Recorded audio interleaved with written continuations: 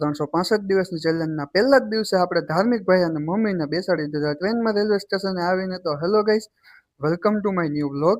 આજથી આપણે 365 દિવસની ચેલેન્જ લઈ છીએ. તો એનો આજનો પહેલો દિવસ છે. સવારના 5 વાગે ઉઠીને સીધો કેમેરો લઈ લીધો હાથમાં. ત્યાં ધાર્મિક ભાઈ થઈ ગયા હતા રેડી. પછી એનું શૂટ લઈ લીધું. ત્યાં મમ્મી થઈ ગયા હતા રેડી. તો મમ્મીને ખબર નહોતી, મમ્મીનું પણ શૂટ લઈ અને પાછો ધાર્મિક ઉપર કેમેરો આવી ગયો. તો ધાર્મિકે કહી દીધું બાય.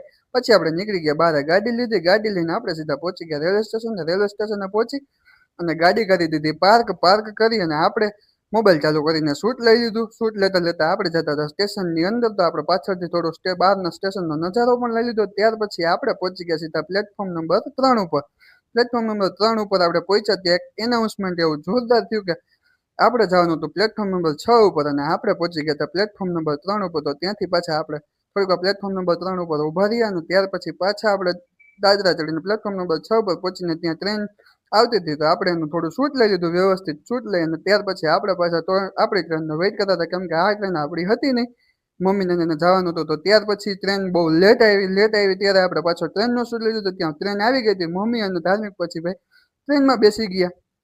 પપ્પા પાછળ ઉભા હતા, મમ્મી ને ધાર્મિક ટ્રેનમાં બેસી ગયા. એટલે એનો પણ આપણે શૂટ લઈ લીધો. મમ્મી ને ધાર્મિક બે વ્લોગમાં કહેતા હતા બાય બાય. તો હવે એ વયા ગયા રાજકોટ જવા માટે. ટ્રેનમાં બેસી ગયા હતા. તો ત્યાર પછી આપણે એને મસ્ત ટ્રેનમાં જગ્યા મળી ગઈ. આપણે એને ટ્રેનમાં બેસાડી દીધા વ્યવસ્થિત. ટ્રેનમાં બેસાડીને આપણે સીધા આવી ગયા બારે આવી અને આપણે સીધા ગાડી ઉપાડીને આપણે પહોંચી ગયા સીધા ઘરે પહોંચી અને આપણે વ્લોગને કરી દીધો એન્ડ. કેમ કે હવે આપણે આપણું ડેઈલી રૂટીન કામ ચાલુ કરશું. તો બાકી મળીએ નેક્સ્ટ વ્લોગમાં. ત્યાં સુધી બાય બાય.